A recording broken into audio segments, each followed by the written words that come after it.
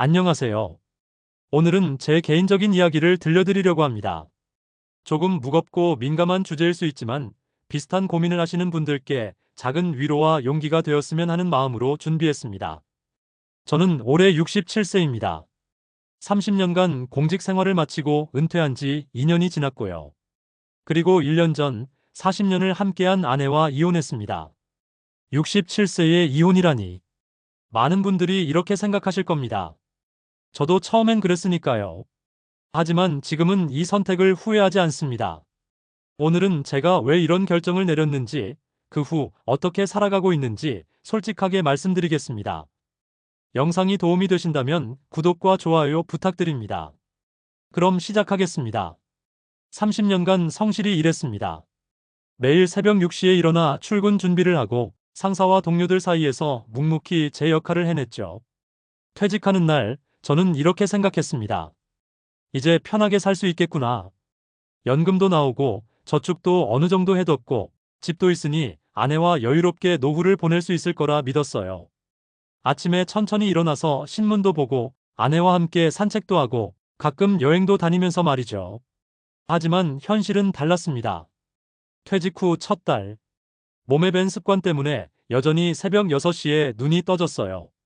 조용히 거실로 나와 신문을 펼치고 커피를 내렸습니다. 이게 제 작은 낙이었죠. 그런데 1시간쯤 지나자 아내가 나왔습니다. 저를 보더니 첫 마디가 이거였어요. 당신, 또 거기 앉아 있어? 할 일도 없으면서 왜 일찍 일어나는 거야? 처음엔 그냥 농담인 줄 알았습니다. 그래서 웃으며 넘겼죠. 아, 습관이 돼서 그래. 30여 년 동안 이렇게 일어났으니까. 그런데 이게 매일 반복됐어요. 제가 뭘 해도 아내는 불만이었습니다. 설거지를 하면 그렇게 하는 게 아니야. 청소를 하면 여기는 왜 안 했어? 장을 보고 오면 이런 건 왜 샀어? 돈만 낭비하네. 뭘 해도 잘하는 게 없었어요. 30년 동안 매달 월급 가져다 주고 가족 위해 열심히 일했는데 퇴직하자마자 짐이 된 기분이었습니다. 더 힘들었던 건 따로 있었습니다. 아내는 친구들과 정말 활발하게 지냈어요. 등산 동호회도 나가고 한 달에 두세 번은 친구들과 여행을 다녔고 브런치 카페에서 모임도 자주 가졌죠. SNS에 올라오는 사진들을 보면 정말 행복해 보였어요. 친구들과 웃으면서 찍은 사진, 맛있는 음식 사진, 여행지에서 찍은 사진들. 그런데 저는 단 한 번도 초대받은 적이 없었습니다. 어느 날 용기를 내서 물어봤어요. 여보, 나도 같이 가면 안 될까? 혼자 집에 있으니까 심심해서. 아내가 저를 잠깐 쳐다보더니 이렇게 말했습니다. 당신은 친구 없어. 당신도 알아서 나가. 나는 내 친구들이랑 만나는 거야. 남자가 끼면 분위기 이상해져. 그리고 덧붙였죠. 집에 할 일 없으면 그냥 TV나 봐. 왜 자꾸 나한테 붙어 있으려고 해? 그 순간 깨달았습니다. 아내에게 저는 함께 시간을 보내고 싶은 동반자가 아니라 그냥 집을 지키는 사람일 뿐이라는 걸. 혼자 남은 집은 너무 조용했어요. TV를 틀어도 재미없고 책을 읽으려 해도 집중이 안 되고 그냥 시간만 흘러갔습니다. 40년을 함께 산 사람인데 이렇게 외로울 수가 있구나. 식사 시간도 편하지 않았습니다. 어느 날 점심때 아내가 말했어요. 나도 매일 밥 차리는 거 지겨워. 이제 당신 거는 당신이 알아서 해. 그래서 간단하게 라면을 끓여 먹었습니다. 별거 아니라고 생각했어요. 라면 하나 끓이는 거야 어렵지 않으니까요.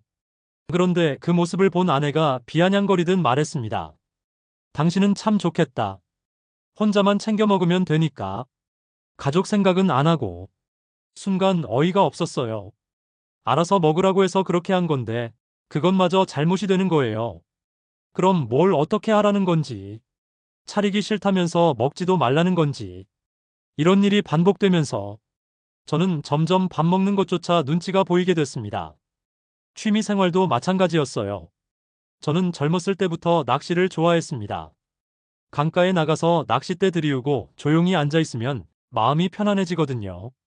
퇴직하고 시간도 많아졌으니 낚시나 다시 다녀볼까 싶어서 장비를 챙겼어요.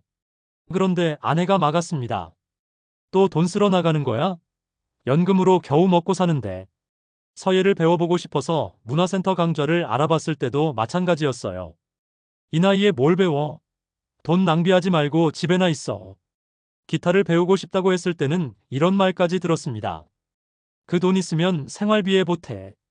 당신 취미에 쓸 돈이 어디 있어? 그 순간 깨달았어요. 아내에게 저는 사람이 아니라 그냥 돈을 벌어다 주는 기계였던 거죠. 퇴직했으니 더 이상 쓸모없는 기계. 가장 충격적이었던 순간이 있습니다. 어느 날 저녁 TV를 보고 있는데 아내가 무심하게 말했어요. 당신 연금만으로는 생활이 빠듯하잖아. 시간만 축내지 말고 경비일이라도 알아봐. 한 살이라도 젊을 때 구해야지. 67세에 다시 일하러 나가라는 거였어요. 30년을 성실하게 일했고 그 덕분에 연금도 받고 있는데 그게 아내에게는 축내는 돈이었던 겁니다. 평생 가족을 위해 일한 세월이 한순간에 부정당하는 느낌이었어요. 그리고 결정적인 날이 왔습니다. 딸과 사위, 그리고 손자가 집에 왔어요. 오랜만에 가족이 다 모인 거라 저는 기분이 좋았습니다. 오늘은 즐겁게 밥 먹고 얘기하겠지. 그런데 식사 중에 아내가 갑자기 이런 말을 했어요. 얘들아, 너희 아버지 요즘 뭐 하는지 아니? 진짜 답답해 죽겠어. 연금 받아서 쓰기만 하고 하루 종일 집에만 있어. 내가 없으면 밥 한 끼도 제대로 못 먹으면서. 그 순간 식탁이 조용해졌습니다. 딸은 어색하게 웃으며 고개를 숙였고 사위는 다른 얘기를 꺼내려고 했어요. 손자가 순진하게 물었습니다. 할아버지, 이제 일 안 하세요? 저는 대답할 수가 없었어요. 손자 앞에서, 자식들 앞에서 저는 무능한 노인이 되어 있었습니다. 평생 악착같이 일하며 가족을 위해 살아온 세월이 한순간에 조롱거리가 되었어요. 그날 밤 저는 잠을 이룰 수 없었습니다. 침대에 누워 천장을 바라보며 생각했습니다. 이게 맞는 건가? 이렇게 살다가 죽는 게 내 인생의 끝이어야 하나? 그날부터 진지하게 이혼을 고민하기 시작했어요. 처음엔 무서웠습니다. 40년을 함께 산 사람과 헤어진다는 게, 67세에 혼자 산다는 게, 재산을 나눈다는 게, 모든 게 두려웠어요. 하지만 더 두려운 건 따로 있었습니다. 이대로 살다가 죽는 것, 존중받지 못하면서 눈치만 보다 인생을 끝내는 것.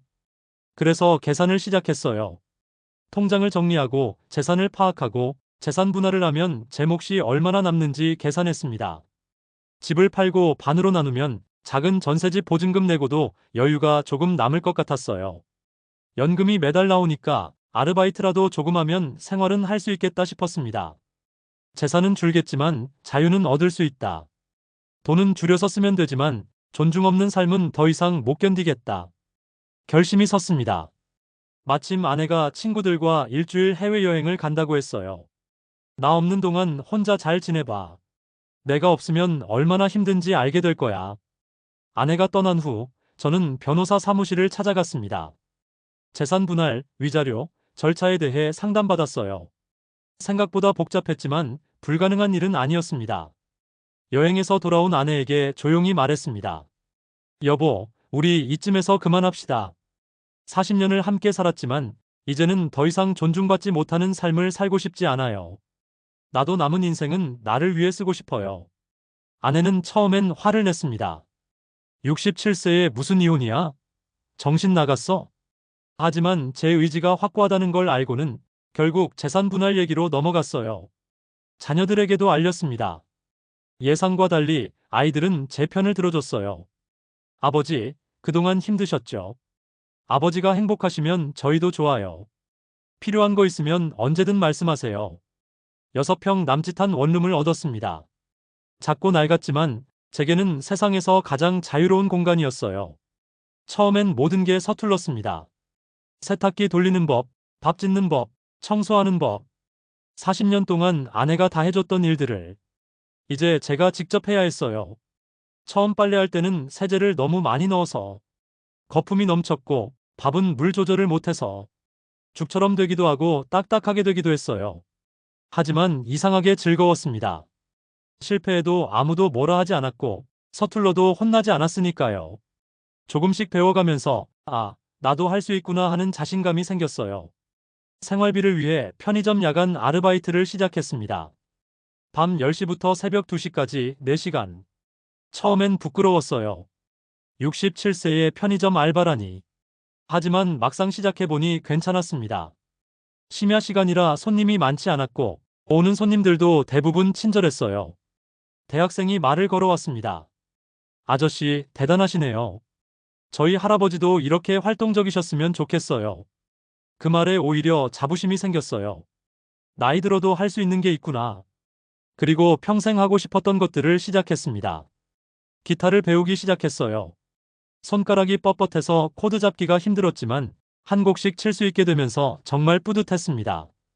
서예도 다시 시작했고 SNS 사용법도 배워서 제 일상을 기록하기 시작했어요. 사람들이 댓글로 응원해줄 때마다 힘이 났습니다. 멋지세요. 저도 용기 얻어갑니다. 가장 큰 변화는 돈을 쓸 때 눈치를 보지 않아도 된다는 거였어요. 기타 학원비 5만 원, 서예 용품 3만 원, 이런 작은 지출에도 더 이상 허락을 구하지 않아도 됐습니다. 제 돈으로 제가 원하는 걸 하는 거. 이렇게 자유로울 수가 없었어요. 이혼한 지 이제 1년이 지났습니다. 재산은 절반으로 줄었습니다. 하지만 자유와 존엄성은 배가 됐어요. 67세에 새로 시작한 인생. 늦었다고 생각하실 수도 있겠지만 저는 전혀 그렇게 생각하지 않습니다. 남은 인생이 10년이든 20년이든 그 시간만큼은 온전히 제 것으로 살고 싶었거든요. 혹시 저와 비슷한 상황에 계신 분들께 말씀드리고 싶습니다. 무조건 참는 것만이 답은 아닙니다. 존중받지 못하는 관계는 누구에게도 도움이 되지 않아요. 물론 저는 이혼을 권하는 게 아닙니다. 대화로 풀 수 있다면 그게 최선이죠. 하지만 대화가 통하지 않고 변화의 가능성이 보이지 않고 매일이 고통이라면 새로운 선택을 고려해 볼 용기도 필요합니다. 나이는 숫자일 뿐입니다. 60대든 70대든 행복할 권리는 누구에게나 있습니다. 여러분의 노후가 누군가의 눈치가 아닌 여러분 자신의 선택으로 채워지길 바랍니다. 긴 영상 끝까지 시청해주셔서 감사합니다. 이 이야기가 조금이라도 도움이 되셨다면 구독과 좋아요로 응원해주세요. 여러분 모두 행복한 노후 보내시길 바랍니다. 감사합니다.